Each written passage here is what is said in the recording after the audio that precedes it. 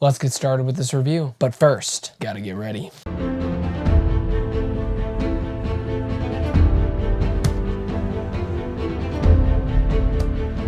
This movie was okay.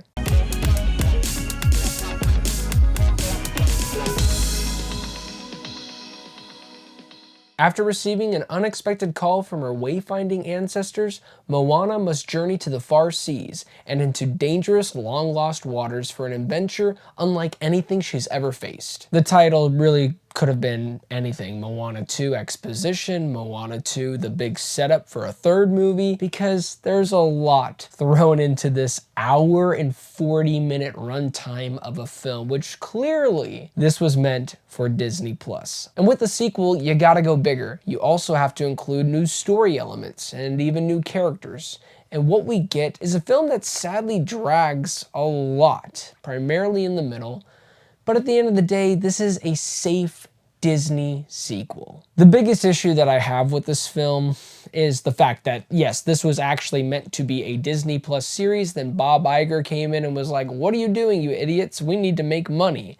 Make this into a film." And clearly this feels like a film that got chopped up into bits and pieces, because there are storylines that definitely felt underdeveloped. It's a shame because there are some interesting ideas that are thrown into this story, but you can clearly tell that this was going to be a Disney Plus show. And for all the people that didn't know that, yeah, now you know. The other issue that I have with this film is that there's some new characters that I found to be honestly annoying. Moana is joined by her fresh crew on her latest quest, and while the chicken and pig are still there, thank God, she is accompanied with new crew. There's a guy obsessed with Maui, a girl obsessed with upgrading the ship, and the saving grace of this new crew is the old man. I like to think of him as kind of like my spirit animal. On a serious note, he delivers some fun banter and steals a few scenes, but the rest of the crew, not so much. If I don't care about the crew, I'm not really going to care about the journey that we're going to have to go along with them.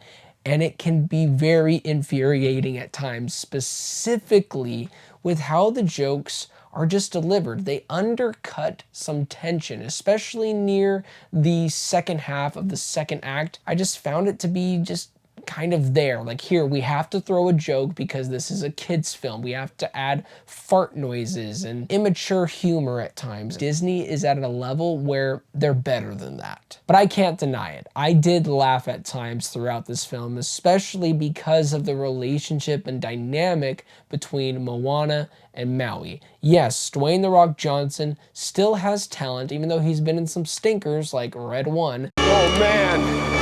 Oh God! Oh man! But he's in this, and he solidifies himself. He staples it in as this great character that just feels so fun, full of energy, and a great motivator for the character of Moana. Their dynamic here is still as strong as it was in the first film. The heart of this film lies in their relationship, and when their bond is tested in the back half, the emotional stakes start to feel real. The third act in particular draws some kind of emotional beats, but sadly, in that second act, we are rushed through certain arcs, but also dragged through at the same time. It's really odd. It's like the movie's trying to shove a Disney Plus show's worth of plot into a single film.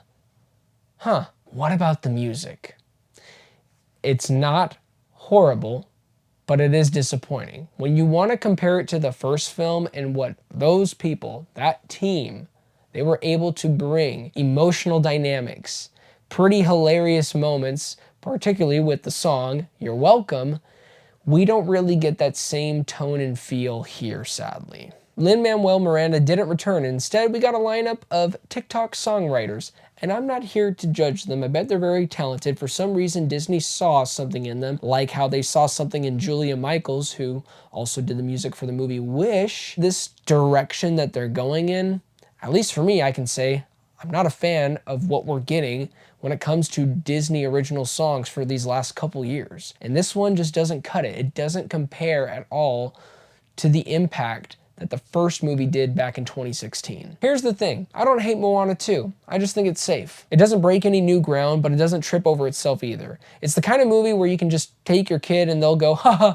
they made a fart sound, or, oh, Why is Moana sad, Daddy? If that's enough to convince you as a parent to take your kid to the film, then fork over your money to Disney. But for me, Moana 2 could have been so much more. The convoluted plot screams Disney Plus leftovers, the new characters are mostly forgettable, and the songs are a letdown. Still, the emotional core, Moana and Maui's relationship, are just enough to pull me into this story. So it's fine, your kids will probably like it, but it's hard not to wish for a sequel that sailed a little closer to the heart of the original. 6.5 out of 10.